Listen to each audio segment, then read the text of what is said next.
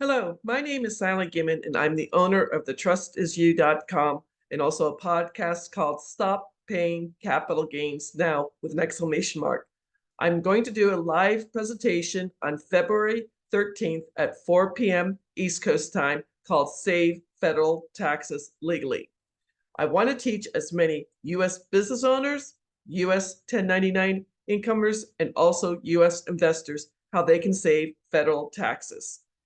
The Spendthrift Trust is legal, copywritten, in the IRS Tax Code 643B, like Bravo.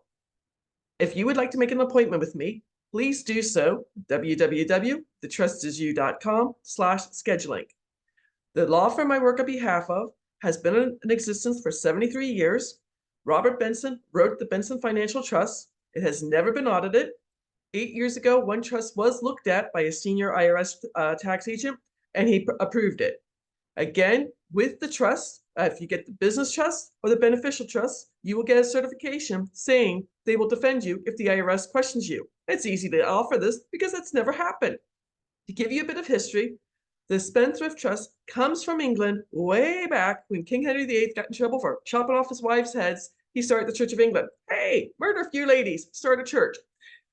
He went to go tax the lords and ladies. They went further back into history of the Magna Carta, and it became case law in England. Well, when we were a colony of England, it came over to the colonies, and the law firm I work on behalf of inherited a trust that turned 350 years old in 2023, before we were a country. Most people do not realize the current tax code went into effect February of 1913. So right now we're talking about, 110 years ago, still around. The very rich families of that time, the Barron families, the Rockefellers, the DuPonts, the Carnegies, and the Kennedys, wanted to continue to save taxes, so they put this into the tax code. I will never make fun of an accountant or a CPA. I am dyslexic. I transpose numbers. There's a reason I don't go into fields like that. Most accountants work in the 300 and 400 level and do 1040 tax returns. This is way up in 643B, like Bravo, and it files a 1041 tax return. I want to share with you one of my clients who just called me that they started their trust back in April of 2023. So this is not a full year, but this is how much they would save if it was a full year. He's an insurance broker. He does life, health, auto, and home, life, and health. She has a small Etsy store. So they're both 1099 income earners. They're making about $200,000 a year. They file jointly, and they're at 24% tax rate. For a full year, again, they started this in April of 2023 when they contacted me. But for a full year for 2023, they would have paid $34,800 in federal taxes. At 90%, they would save $31,320. The state income taxes, they're in Illinois, would be $1,722. So because they have the trust, they would save $33,042 in a full year of 2023. Well, they'll save the money in 2024, 2025, 2026, 2027, 2028, 2029, and so on. This is their money. They can decide if they want to pay off their mortgage, if they want to get a new car, if they want to give to charity, if they want to start another online business, if he wants to hire other agents under him. This is their money to spend the way they want.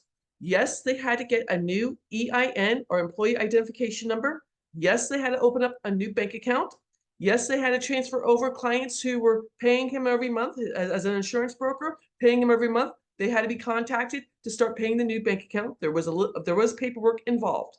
But to save $33,000 every single year, that's an income for a lot of people here in the United States. My goal is to help as many U.S. business owners, U.S. 1099 income earners, and U.S. investors to save federal income taxes legally with the Spendthrift Trust. A little bit of my history. I became a real estate investor in late 2018. In 2019, I was working full-time as a Medicare broker, and I wholesaled 7 properties. Yay, Sally! I paid off all my debt.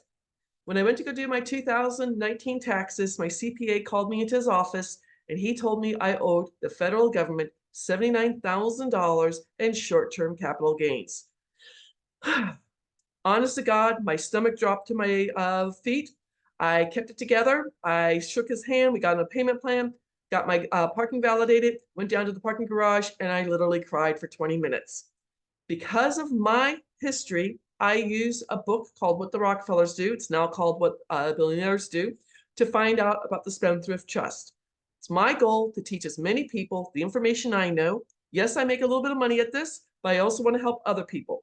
$33,000 in savings for a husband and wife who have 3 kids. That's a lot of money. So if you can make it on February 13th at 4 p.m., fantastic. If you would like to talk to me before February 13th, please make an appointment with me at www.thetrustisyou.com/scheduling. At the meeting, I will take you out to NerdWallet. I will show you the formula to find out what your taxes will be for 2024. I will give you 3 articles from Forbes magazine. I will give you the information, the copy of the book I read.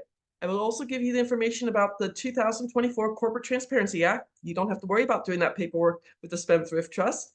And then today I talked about the business trust. That's for U.S. business owners and 1099 income earners. The beneficial trust is for all investors. You will no longer pay short-term capital gains, which are a year or less. Long-term capital gains are a year or more. Interest income, dividend income, rental income, and royalties. That will be tomorrow's story. Take care. Have a beautiful day. Bye-bye.